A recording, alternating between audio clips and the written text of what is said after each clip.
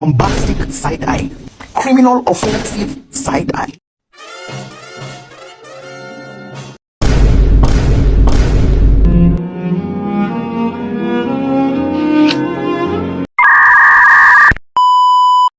Assalamualaikum warahmatullahi wabarakatuh. Kami mahasiswa dari Sekolah Tinggi Agama Islam Paciran Lamongan. Video ini dibuat untuk menyelesaikan tugas kelompok di salah satu mata kuliah fikih dengan nama dosen Zahirur Rahma Zaha.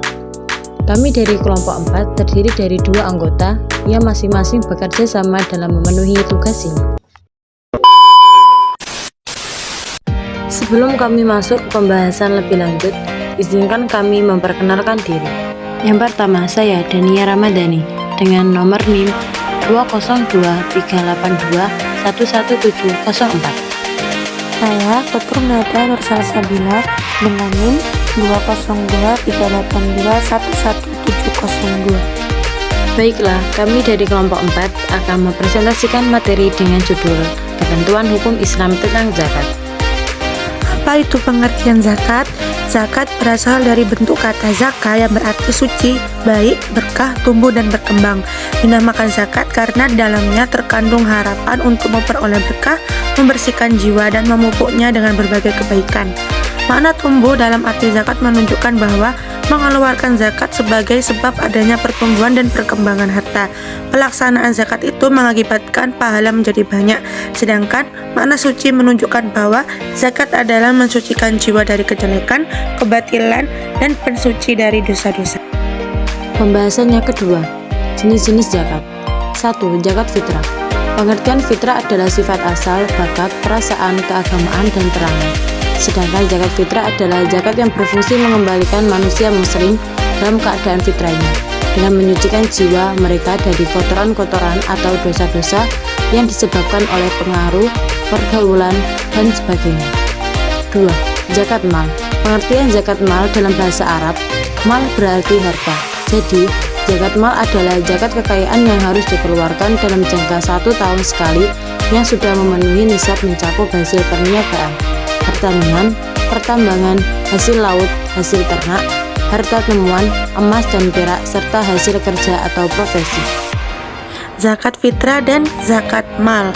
Waktu zakat fitrah dibagi menjadi 5 waktu. Yang pertama yaitu waktu mubah, yaitu awal bulan Ramadan sampai hari penghabisan Ramadan. Yang kedua waktu wajib, yaitu mulai terbenamnya matahari di akhir bulan Ramadan. Yang ketiga waktu sunnah, yaitu sesudah sholat subuh sebelum sholat Idul Fitri. Yang keempat waktu makruh, yaitu sesudah sholat Idul Fitri tetapi sebelum terbenam matahari pada hari raya Idul Fitri. Dan terakhir yaitu waktu haram, yaitu sesudah terbenam matahari pada hari raya Idul Fitri. Harta benda yang wajib dizakat. Yang pertama yaitu emas dan perak, harta perniagaan atau perdagangan, hasil pertanian, hasil peternakan, rikas yaitu harta terpendam. Kemudian hasil tambang. Yang terakhir, zakat profesi. Pembahasan yang ketiga, hukum zakat. Hukum zakat dalam Islam adalah fardhu ain atau wajib bagi setiap muslim yang memenuhi syarat-syarat tertentu. Zakat merupakan salah satu dari 5 rukun Islam yang berarti setiap muslim yang mampu wajib menunaikannya. Jika seorang muslim tidak membayar zakat meskipun mampu, maka hal tersebut dianggap sebagai dosa besar. Sebaliknya, zakat yang dikeluarkan dengan ikhlas menjadi bentuk kepedulian sosial dan sarana membersihkan harta. Dan hukuman bagi orang yang tidak membayar zakat tertulis jelas pada Al-Quran surat At-Taubah ayat 34-35, yang artinya orang-orang yang menyimpan emas dan perak tetapi tidak menginfakkannya di jalan Allah, berikanlah kabar gembira kepada mereka bahwa mereka akan mendapat azab yang pedih pada hari ketika emas dan perak dipanaskan dalam neraka jahanam lalu disetrikakan pada dahi, lambung, dan punggung mereka, seraya dikatakan, inilah apa harta yang dahulu kamu simpan untuk dirimu sendiri, tidak diinfakkan, maka rasakanlah akibat dari apa yang selama ini kamu simpan. Quran surat At-Taubah ayat 34-35. Perbedaan mazhab tentang pembayaran zakat fitrah dengan uang tunai. Yang pertama yaitu pendapat mazhab Hanafi. Mazhab Hanafi lebih fleksibel dalam hal ini dan memperbolehkan zakat fitrah dibayarkan dalam bentuk uang. Menurut mazhab ini, jika seseorang merasa bahwa memberikan uang lebih bermanfaat bagi penerima zakat, maka hal itu diperbolehkan.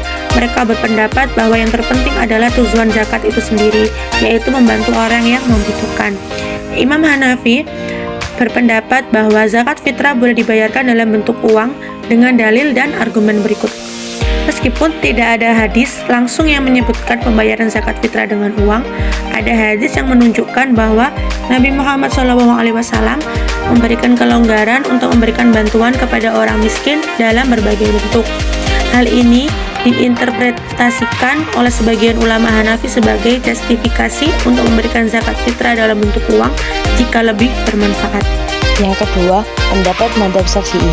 Mazhab Syafi'i menekankan bahwa zakat fitrah sebaiknya dikeluarkan dalam bentuk bahan makanan seperti gandum, kurma, atau beras. Namun jika seseorang memiliki untuk mengeluarkannya dalam bentuk uang, hal itu diperbolehkan, tetapi tidak dianjurkan. Mereka lebih menekankan pentingnya mengikuti sunnah Nabi yang mengeluarkan zakat fitrah dalam bentuk makanan. Imam Syafi'i berpegang pada beberapa dalil dan prinsip yang mendasari pendapatnya bahwa zakat fitrah sebaiknya dikeluarkan dalam bentuk bahan makanan.